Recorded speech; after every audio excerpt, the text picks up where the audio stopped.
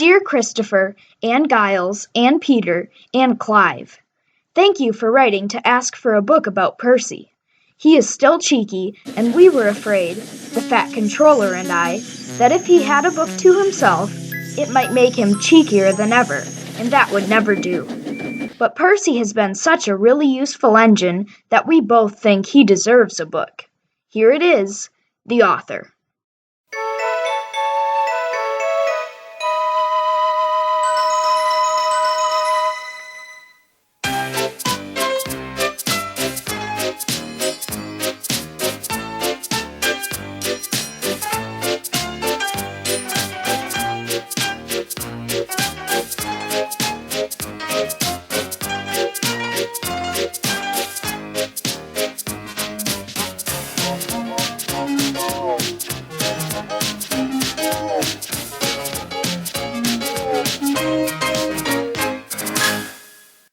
Percy is a little green tank engine who works in the yard at the big station. He is a funny little engine and loves playing jokes. These jokes sometimes get him into trouble. He whistled one morning, "Hurry up, Gordon, the train's ready." Gordon thought he was late and came puffing out. "Ha ha!" laughed Percy and showed him a train of dirty coal trucks. Gordon didn't go back to the shed. He stayed on a siding, thinking how to pay Percy out. "Stay in the shed today," squeaked Percy to James. "The Fat Controller will come and see you." James was a conceited engine. "Ah," he thought, "the Fat Controller knows I'm a fine engine, ready for anything. He wants me to pull a special train." So James stayed where he was, and nothing his driver and fireman could do would make him move. But the Fat Controller never came, and the other engines grumbled dreadfully. They had to do James's work as well as their own. At last, an inspector came. "Show a wheel, James," he said crossly. "You can't stay here all day." "The Fat Controller told me to stay here," answered James sulkily. "He sent a message this morning." "He did not," retorted the inspector. "How could he? He's away for a week." "Oh," said James. "Oh," and he came quickly out of the shed. "Where's Percy?" Percy had wisely disappeared. When the Fat Controller came back, he did see James, and Percy too. Both engines wished he hadn't. James and Gordon wanted to pay Percy out, but Percy kept out of their way. One morning, however, he was so excited that he forgot to be careful. "I say, you engines," he bubbled, "I'm to take some trucks to Thomas's Junction. The Fat Controller chose me specially. He must know I'm a really useful engine." "More likely he wants you out of the way," grunted James. But Gordon gave James a wink, like this. "Ah, yes," said James, "just so. You were saying, Gordon?" "James and I were just speaking about signals at the junction. We can't be too careful about signals, but then, I needn't say that to a really useful engine like you, Percy." Percy felt flattered. "Of course not," he said. "We had spoken of backing signals," put in James. "They need extra special care, you know. Would you like me to explain?" "No, thank you, James," said Percy airily. "I know all about signals," and he bustled off importantly. James and Gordon solemnly exchanged winks. Percy was a little worried as he set out. "I wonder what backing signals are," he thought. "Never mind, I'll manage. I know all about signals." He puffed crossly to his trucks and felt better. He saw a signal just outside the station. "Bother," he said. "It's at danger." "Oh, oh, oh, oh!" screamed the trucks as they bumped into each other. Presently, the signal moved to show line clear. Its arm moved up instead of down. Percy had never seen that sort of signal before. He was surprised. Down means go, he thought, and up means stop. So, upper still must mean go back. I know, it's one of those backing signals. How clever of me to find that out. "Come on, Percy," said his driver. "Off we go." But Percy wouldn't go forward, and his driver had to let him back in order to start at all. "I am clever," thought Percy. "Even my driver doesn't know about backing signals." And he started so suddenly that the trucks screamed again. "Whoa, Percy," called his driver. "Stop! You're going the wrong way." But it's a backing signal, Percy protested, and told him about Gordon and James. The driver laughed and explained about signals that point up. "Oh dear," said Percy, "let's start quickly before they come and see us." But he was too late. Gordon swept by with the express and saw everything. The big engines talked about signals that night. They thought the subject was funny. They laughed a lot. Percy thought they were being very silly.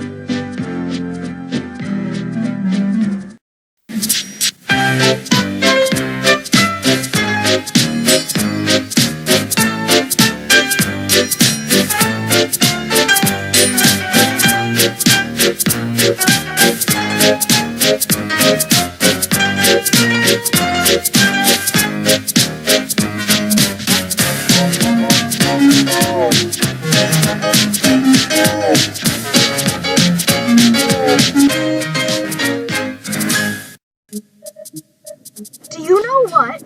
asked Percy. "What?" grunted Gordon. "Do you know what?" "Silly," said Gordon crossly. "Of course I don't know what, if you don't tell me what is." "The Fat Controller says that the work in the yard is too heavy for me. He's getting a bigger engine to help me." "Rubbish," put in James. "Any engine could do it," he went on grandly. "If you worked more and chattered less, this yard would be a sweeter, a better, and a happier place." Percy went off to fetch some coaches. "That stupid old signal," he thought. "No one listens to me now. They think I'm a silly engine and order me about. I'll show them, I'll show them," he puffed as he ran about the yard, but he didn't know how. Things went wrong. The coaches and trucks behaved badly, and by the end of the afternoon, he felt tired and unhappy. He brought some coaches to the station and stood panting at the end of the platform. "Hello, Percy," said the Fat Controller. "You look tired." "Yes, sir, I am, sir. I don't know if I'm standing on my dome or my wheels." "You look the right way up to me," laughed the Fat Controller. "Cheer up. The new engine is bigger than you and can probably do the work alone. Would you like to help build my new harbor at Thomas's Junction? Thomas and Toby will help, but I need an engine there all the time." "Oh, yes, sir. Thank you, sir," said Percy happily. The new engine arrived next morning. "What is your name?" asked the Fat Controller kindly. "Montague, sir, but I'm usually called Duck. They say I waddle. I don't really, sir, but I like Duck better than Montague." "Good," said the Fat Controller. "Duck it shall be. Here, Percy, come and show Duck round." The two engines went off together. At first, the trucks played tricks, but soon found that playing tricks on Duck was a mistake. The coaches behaved well, though James, Gordon, and Henry did not. They watched Duck quietly doing his work. "He seems a simple sort of engine," they whispered. "We'll have some fun." "Quack, quack," they wheezed as they passed him. Percy was cross, but Duck took no notice. "They'll get tired of it soon," he said. Presently, the three engines began to order Duck about. Duck stopped. "Do they tell you to do things, Percy?" he asked. "Yes, they do," answered Percy sadly. "Right. We'll soon stop that nonsense." He whispered something. "We'll do it tonight." The Fat Controller had had a good day. There had been no grumbling passengers, all the trains had run to time, and Duck had worked well in the yard. The Fat Controller was looking forward to hot buttered toast for tea at home. He had just left the office when he heard an extraordinary noise. "Bother," he said, and hurried to the yard. Henry, Gordon, and James were wheeshing and snorting furiously, while Duck and Percy calmly sat on the points outside the shed, refusing to let the engines in. "Stop that noise!" he bellowed. "Now, Gordon." "They won't let us in," hissed the big engine crossly. "Duck, explain this behavior." "Beg pardon, sir, but I'm a Great Western engine. We Great Western engines do our work without fuss, but we are not ordered about by other engines. You, sir, are our controller. We will of course move if you order us, but, begging your pardon, sir, Percy and I would be glad if you would inform these, engines that we only take orders from you." The three big engines hissed angrily. Silence, snapped the Fat Controller. Percy and Duck, I am pleased with your work today, but not with your behavior tonight. You have caused a disturbance. Gordon, Henry, and James sniggered. They stopped suddenly when the Fat Controller turned on them. As for you, he thundered, you've been worse. You made the disturbance. Duck is quite right.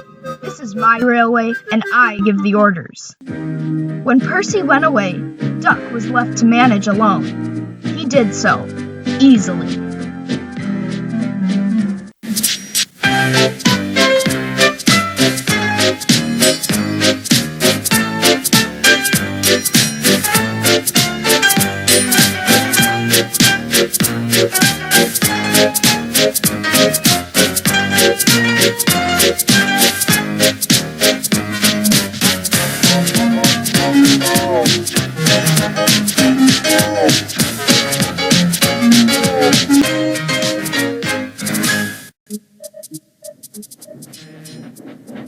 Percy worked hard at the harbor.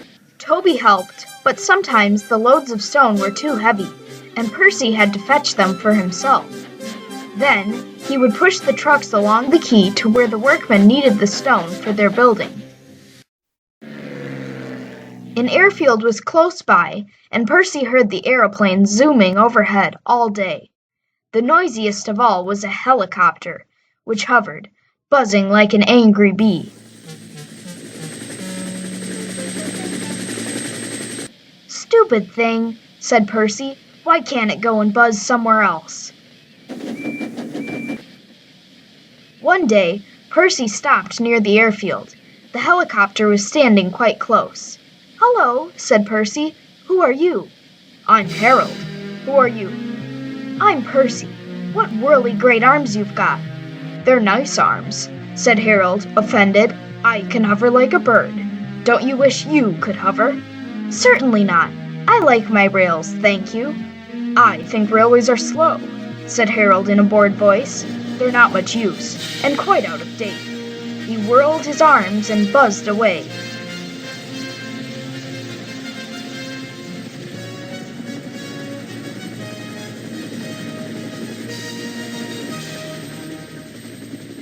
Percy found Toby at the top station arranging trucks. I say, Toby, he burst out. That Harold, that stuck-up whirlybird thing, says I'm slow and out of date. Just let him wait. I'll show him. He collected his trucks and started off, still fuming.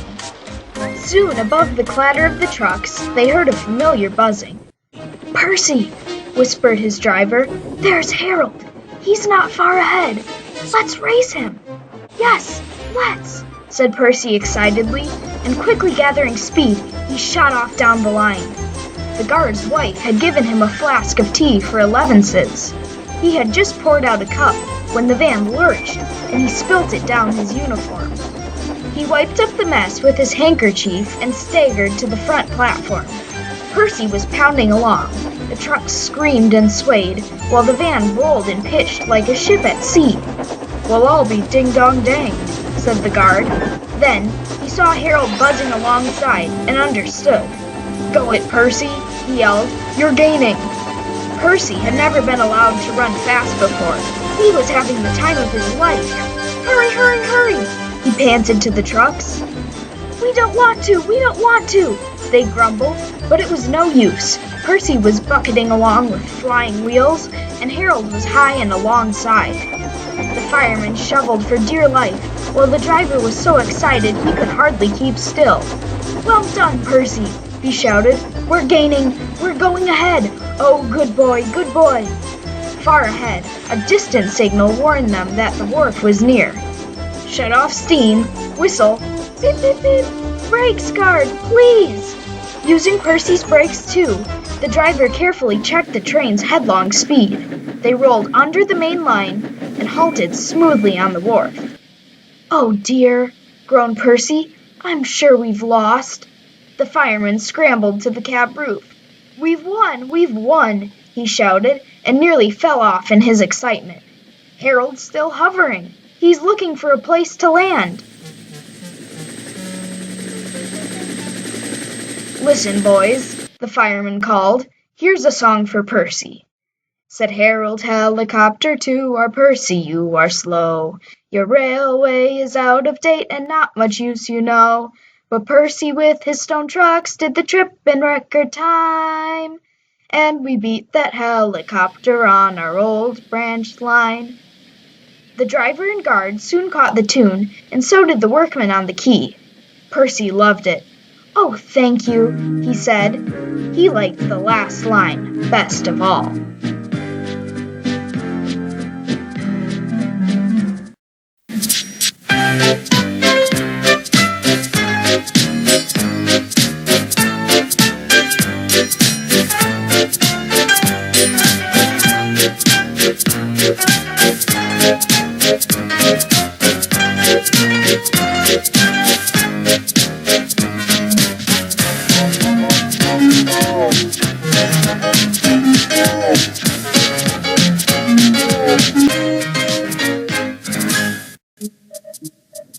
A mob of excited children poured out of Annie and Clarabelle one morning and raced down to the beach.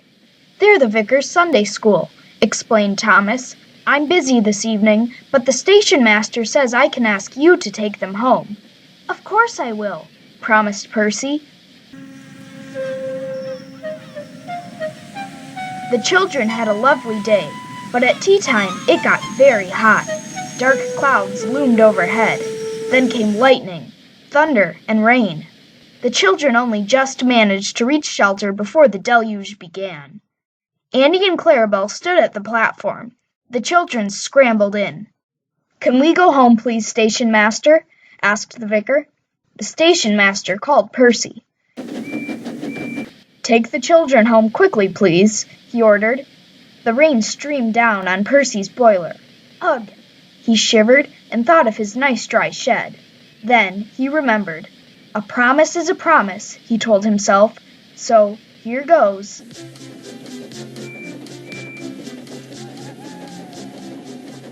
His driver was anxious. The rain was rising fast. It foamed and swirled fiercely, threatening to flood the country any minute. The rain beat in Percy's face. "I wish I could see! I wish I could see!" he complained. They left a cutting and found themselves in water. "Oh, my wheels!" shivered Percy. "It's cold!" But he struggled on. "Whoosh!" he hissed. "It's sloshing my fire!" They stopped and backed the coaches to the cutting and waited until the guard found a telephone. He returned looking gloomy. "We couldn't go back if we wanted," he said. "The bridge near the junction is down." The fireman went to the guard's van carrying a hatchet. "Hello," said the guard. "You look fierce." "I want some dry wood for Percy's fire, please." They broke up some boxes, but that did not satisfy the fireman. "I'll have some of your floorboards," he said. "What? My nice floor," grumbled the guard. "I only swept it this morning." But he found a hatchet and helped. Soon they had plenty of wood stored in Percy's bunker. His fire burnt well now. He felt warm and comfortable again. Buzz, buzz, buzz. "Oh dear," thought Percy sadly. "Harold's come to laugh at me." Bump. Something thudded on Percy's boiler. "Ow!" he exclaimed in a muffled voice. "That's really too bad. He needn't throw things at me." His driver unwound a parachute from Percy's indignant front. "Harold isn't throwing things at you," he laughed. "He's dropping hot drinks for us." They all had a drink of cocoa and felt better. Percy had steam up now. "Peep, peep! Thank you, Harold," he whistled. "Come on, let's go." The water lapped his wheels. "Ugh!" he shivered. It crept up and up and up. It reached his ashpan. Then it sloshed at his fire. Whoosh! Percy was losing steam, but he plunged bravely on. "I promised," he panted. "I promised." They piled his fire high with wood and managed to keep him steaming. "I must do it," he gasped. "I must, I must, I must." He made a last great effort and stood, exhausted but triumphant, on rails which were clear of the flood. He rested to get steam back, then brought the train home. "3 cheers for Percy," called the vicar, and the children nearly raised the roof. The Fat Controller arrives in Harold. First, he thanks the men. Harold told me you were, wizard, Percy. He says he can beat you at some things. Percy snorted, but not at being a submarine. He chuckled. I don't know what you've both been playing at, and I won't ask, but I do know that you're a really useful engine. Oh, sir, whispered Percy happily.